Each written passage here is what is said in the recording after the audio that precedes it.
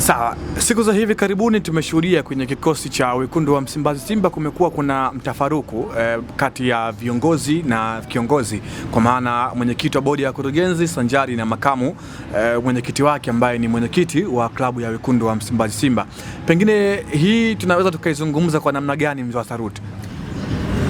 Nimeliona jambo hilo. Kwanza viongozi wangu ni jambo ambalo halina afya.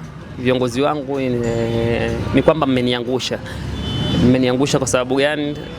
Nyie ndo kama wazazi wetu, sisi ni watoto. Wazazi mnapokuwa mnalumbana huku watoto tunaangalia, inakuwa si picha nzuri. Kwa hilo mimi kwanza sijafurahiwa na hicho, lakini sio hicho tu, sijapendezwa na jambo hilo kwa sababu sisi slogan yetu ni Simba nguvu moja, kama wazee wetu waliotuachia slogani hiyo na msemo huo wa Simba nguvu moja, ni kwamba kila mmoja achangie kitu fulani kuliko ili tupate kitu kimoja. Lakini kutoka kurushiana maneno, huyu anasema hivi, huyu anasema hivi, limradi tu, kwa kweli hicho kitu sikupenda. Lakini siku yake ya pili yake ikatoka taarifa kwamba nadhani sasa hivi tujikite zaidi kwenye usajili Simba Day na ligi kuu. Kwa hiyo kwa tafsiri hiyo nikaona kabisa hapa yawezekana watakuwa ni watu ambao tayari wameshakaa pamoja, unaona. Kwa hiyo ni hivyo. Kwa hiyo mimi binafsi sipendi sana kuegemea kwa mtu, ila mimi binafsi napenda sana kuegemea upande wa haki, na si haki tu, napenda sana kuegemea kwenye logo hii. Ndio maana hata sehemu yoyote mimi nikienda sehemu yote, wakinipa tu mic naambia jamani, tuacheni kufanya nini, kuwa na mtu Hii ni taasisi, kwa sababu watu wanakuja wanaondoka, wanaondoka. Alikuwepo hapa Yusuf Manji, leo Manji yuko wapi? Unaona, sasa hivi yuko mdhamini mwingine au mwekezaji mwingine, tuseme hivyo. Kwa hiyo vitu ambavyo vinavyotokea, viongozi wetu waangalie. Kuna wakati mwingine sisi mashabiki wanatukosea, na kuna wakati mwingine hata sisi mashabiki huwa tunalumbana wenyewe, wanakuwa wanatupanish, usifanye hivyo nini. Lakini sasa hili jambo lilikuwa ni jambo la aibu na fedhea. Kikubwa wakae pamoja ili tuweze kurudisha ile azma yetu, maana tuna muda mrefu sana tujachukua kombe la ndani la NBC, takriban misimu minne. Ndio. Yes, misimu minne mitano. Sasa misimu yote hiyo mitano, ndugu yangu, ni misimu mingi sana. Kwa hiyo kikubwa zaidi watu tukae pamoja ili tuongee lugha moja, ili tuweze kuelewana, tuzidi kuijenga Simba kwa pamoja, ndugu yangu. Ndio, tunakwenda kuelekea tamasha la Simba Day, tamasha ambalo kwa mwaka huu 2026 tunakwenda kuadhimisha, ama Simba inakwenda kuadhimisha miaka 90 tangu kuanzishwa kwa klabu hiyo mnamo mwaka 1936. Pengine Simba Day ya mwaka huu tutegemee kitu gani, wewe kama shabiki mkubwa na maarufu wa klabu ya Simba nchini? Simba Day ya msimu huu natamani itakuwa ni ya kuvutia, japo kiwanja si rafiki, lakini tumeingia katika mfumo wa kiwanja, kwa mfumo wa nini? Dharura, si ndio hivi? Lakini uzuri wa sherehe hizi, kila mwaka inakuwa ina ladha yake. Ladha yake inakujaje? Inakuja mwaka huu kuna kitu fulani utakipata ambacho mwaka uliopita ukukipata, mwaka uliopita hivyo hivyo.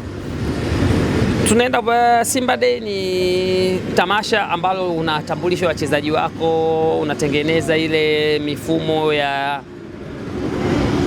naadhimia nini, makundi mbalimbali yafanye nini, yachangie damu, sijui yapeleke misaada, yafanye usafi. Hii yote ni tunasema tunaadhimisha. Kwa hiyo kubwa zaidi nimpongeze sana mtu mmoja anaitwa Field Marshal. Unamjua Field Marshal? Anaitwa Hassan Dalali. Yes, hii tunasema ameacha legacy. Yes, ameacha legacy, endapo hata mtu ataikuja kipindi hicho, basi ibakie kuwa legacy. Lakini kingine ni kwamba viongozi sio tu ili mradi itwe Simba Day, iletwe tu timu ambayo tunaona kabisa hii tunaimudu.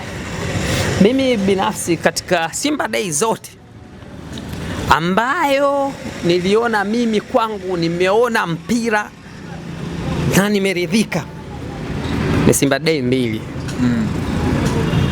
Kuna Simba Day moja alicheza Simba Sports Club na Asante Kotoko, kutoka Ghana 1-1 walitoka. Na Simba Day moja walicheza Simba na TP Engleba Mazembe. Ile anafunga Baleke. Yes. Martin Vumbi anapiga nani? Baleke anapiga acrobatic Manula. Yes, ni mechi ambazo tunaona. Kwa hiyo katika haya matamasha tulete timu zenye nini? Na safari hii anakwenda kucheza na Police FC. Police ni timu ya kawaida sana. Yes, Police ni timu ya kawaida, lakini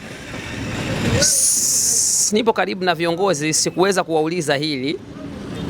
Uwezi jua, unaweza ukaona kwamba labda timu zingine zote zinahitaji nini ile kufanya wenyewe, hata wenyewe maandalizi. Unapocheza na mpinzani mgumu kidogo inabidi ujikaze, lakini hata siku moja mtani wetu na sisi tumwalike njoo tucheze Simba Day. Sijui kama atakubali au atakula nyoya, sijui. Unaona, kwa hiyo ni hivyo. Kikubwa zaidi, hii ni Simba Day yangu ya nimehudhuria consecutive. Unajua maana consecutive? Mfululizo. Yani sio hii niache, mfululizo. Simba Day ya 8, 19, 20, 21, 22, 23, 24, 25. Simba Day ya 10. Hii Simba imeadhimisha miaka 90, naadhimisha miaka 90. Mimi itakuwa ni Simba Day yangu ya 10 kuangalia mfululizo. Na tukumbuke hili litakwenda kuwa tamasha la 18 la Simba Day mwaka huu 2026. Of course 18, yes, kwa hiyo ni matamasha 8 tu ambayo nimemiss. Mimi nipo Kigoma, na Kigoma huku nastahili nikae siku 10 kutokana na shughuli hizi. Lakini nikaona historia yangu itavunjika. Kwa hiyo Mwenyezi Mungu akipenda, endeleeni kuangalia Anwar TV, mtaniona. Mtaangalia kwenye TV, mtaniona. Huyu si alikuwa Kigoma juzi, huyu leo tena tunamuona.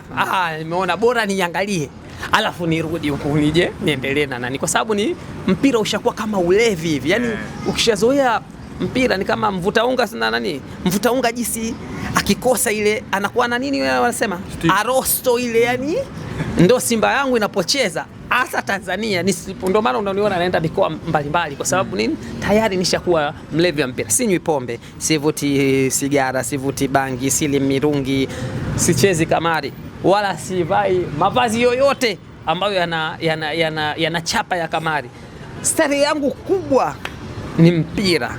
Kwa hiyo ndio maana na mpira wenyewe ni Simba yangu. Unaona, kwa hiyo ni hivyo ndugu yangu.